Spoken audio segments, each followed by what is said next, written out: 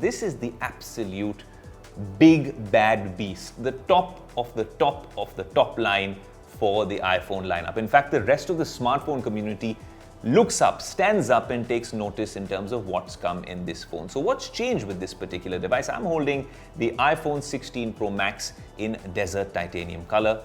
Let's really ogle at it for a few seconds, play a little sequence, a cinematic one, and then I'll tell you more about this device.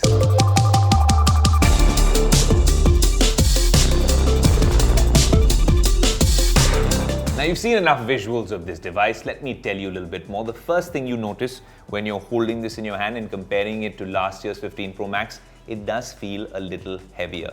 And I'm certain it is heavier by a few grams. That's also because of some of the hardware upgrades and the material used on this particular device. But desert titanium looks nice. I'm a fan of their blues over the years, the blues and purples, but that doesn't come in the Pro Max this time. They're very subtle colors.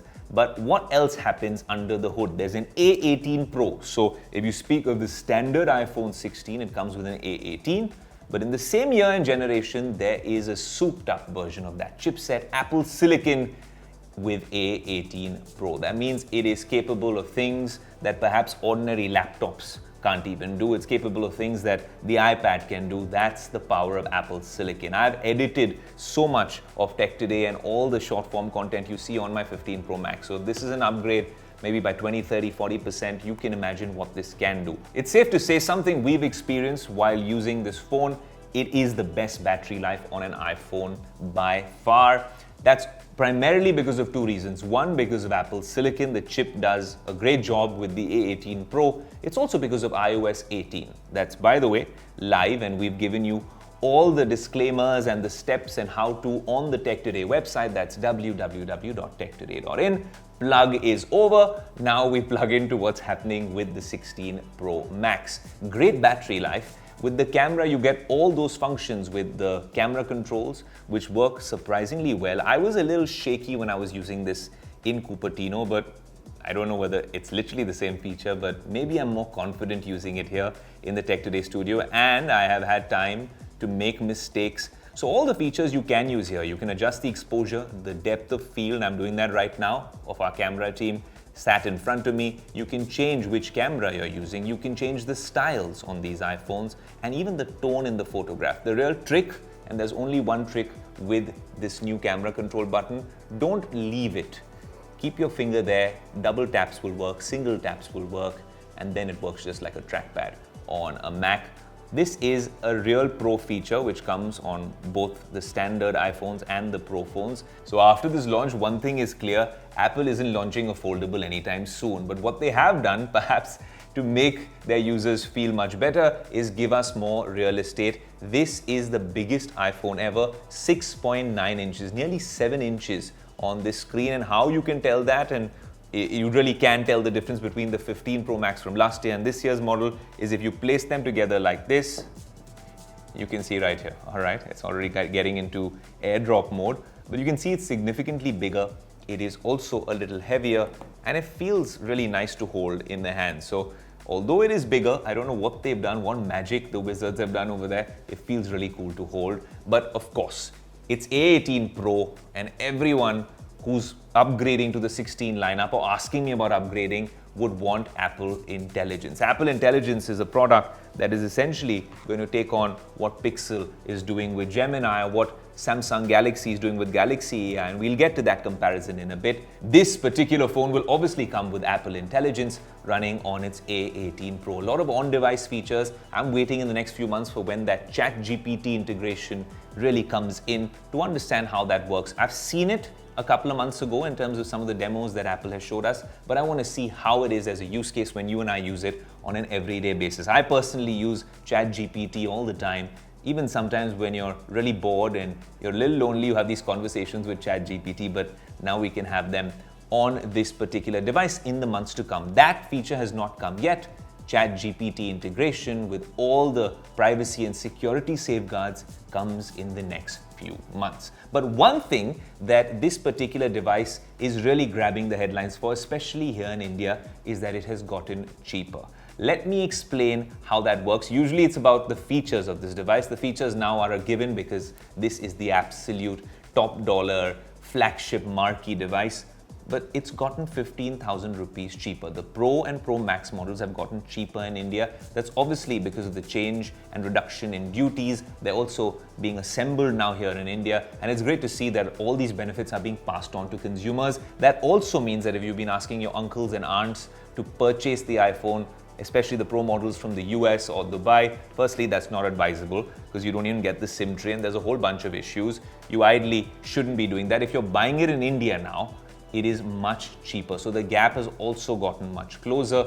And if you add all the cashbacks and discounts, we've also got a piece on the Tech Today website about how it doesn't make sense to go to Dubai, and all of that calculation of enjoying a holiday with the price difference has all been hit to a large extent because of that price reduction. It's also gotten a lot more popular. So this is the device that you want to go for if you want the absolute creme de la creme of the Apple ecosystem. Now, of course, we've been toying with the camera, and while we travel for all of our shoots, we have some great shots that I want to show you in terms of camera samples, what this phone is capable of. But let me tell you, the iPhone Pro lineup for the past few years has been the one-stop shop for content creators, photo and video. But this year, with audio mix, a feature that I've been testing a lot, I've realized that I don't need to carry my mic everywhere because this can do a great job. There's options like in-frame, studio as well if you want a podcast style like audio, cinematic. It will drown out all the surround sound and really focus on what is in frame or whatever setting you choose. That is a feature which comes with software, but on the Pro models, there is a difference from the standard models. This comes with 4 studio mics, which are placed around the iPhone, which give you much better quality sound than even its younger brother, the iPhone 16. I'm going to hold it straight up for you. Should you upgrade to the 16 Pro or 16 Pro Max? By the way, the 16 Pro and Pro Max are exactly the same when it comes to all its features, the camera as well. You have that 5x telephoto on both these devices. The battery and screen size differ obviously because they are 2 different variants, but everything else is the same. Now, my take is if you have an iPhone older than the 15 Pro Max, perhaps the 14 Pro or Pro Max, or any of these devices, 13, 12, across their entire lineup, then you can consider upgrading to this device or the smaller Pro. I think even the Pro has gotten a lot bigger in terms of screen size, but I think this is a worthy upgrade. So that's a fairly easy verdict to give. But what if you own a 15 Pro Max like me? Do you need to upgrade? Absolutely not. This is a fantastic camera. It is also a little smaller and lighter. I prefer the color on the 15 Pro Max, and it comes with Apple Intelligence because this is a worthy, very competent, formidable chipset on the inside. So anything older than a 15 Pro or Pro Max, you can consider upgrading. But if you have this, well, let's wait for next year. This is your first look at the 16 Pro Max. But now's where this segment takes a little bit of an Ask Aayush sort of a turn because of the number of you who've been asking me about how the iPhone stacks up against Samsung's S24 Ultra, most importantly, the Pixel 9 Pro XL. Each of these devices is a worthy contender for the top spot, but let me explain to you what the features are like, then you can make that decision for yourselves. First things first, the iPhone 16 Pro Max is now the biggest screen you get on any flagship. It's a 6.9-inch screen. The others are at 6.8 inch. Now, this is the first time that the iPhone is bigger than the other flagship phones.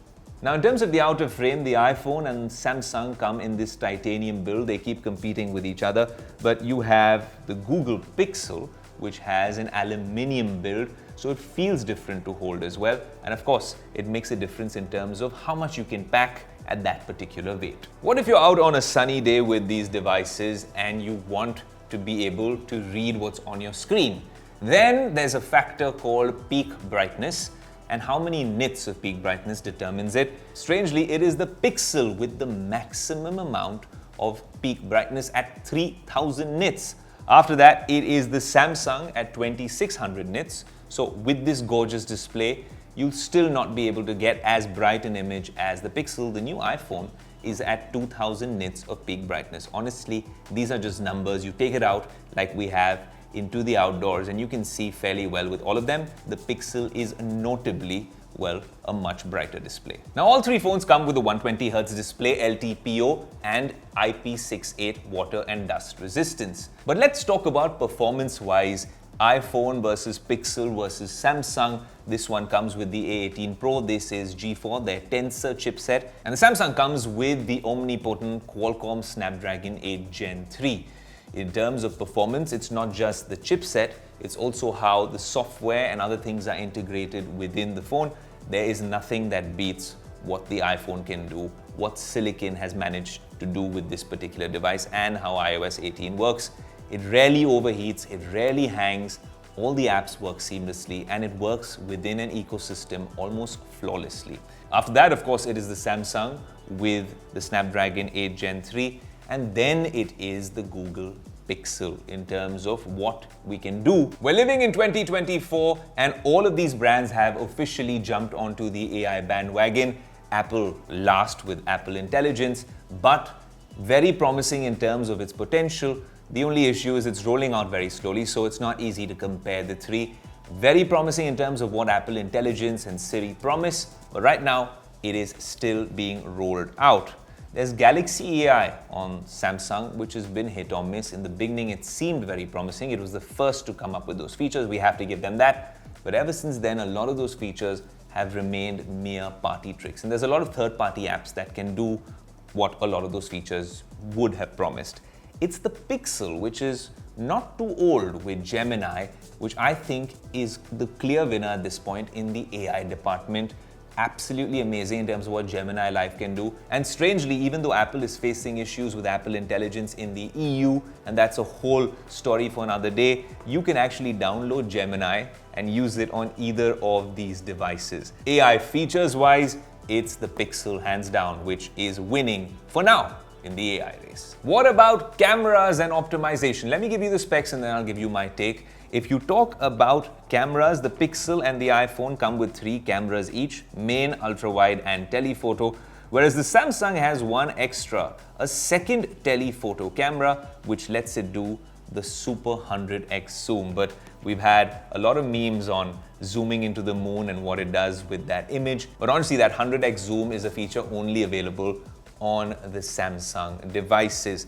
But obviously those camera specs are only on paper. I judge these devices as a content creator in terms of how good the output is when I post things on social media. On the Samsung, I don't know whether it's about the lack of optimization, but the content seems very blurry and it's a little grainy as well at times. On the iPhone, it's always been flawless. This is a device made for content creators. So all in all, photos look great on the Pixel, but if you want a one-stop shop, it's always and always the iPhone. Also, if you're not really a fan of the output of a traditional iPhone, those photographic styles now that you can access even from the camera control button are something worth experimenting with. So if you want to play around with that image, you can also do that, by the way, in post. A lot of the features have come to the Photos app on the iPhone lineup, the 16 lineup, and that's something you should experiment with as well. Now, all 3 phones have fantastic battery lives compared to other devices. If you're looking at the Samsung, it has the fastest charging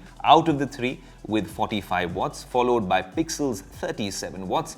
And then, of course, you have the iPhone, which is third in that particular debate. But what about the price? And this is where things get interesting. Of course, we know that the iPhone now costs 1,44,900, this particular 16 Pro Max. The Samsung S24 Ultra costs nearly 1,22,000 rupees. But the real shocker is that a device which could have been loved as the stock Android king, the Pixel lineup, including the Fold, are incredibly overpriced in terms of what they are giving you. Great phones, but very, very expensive. This particular device, the 9 Pro XL, costs 1,25,000 rupees. That makes it more expensive than the Samsung, which honestly has better hardware in terms of some of the things that are under the hood. So all in all, if you're comparing all of these devices, the iPhone is definitely a good bang for your buck, but it is a bit more expensive. The Pixel is a great device if you want stock Android, and if you're on the Samsung ecosystem, the Samsungs have been consistent with that. But if you're looking at the one undisputed king, if you're a content creator, if you want a power device, if you want to be in an ecosystem, and little by little you want to really experiment with the world of AI, it has to be an iPhone.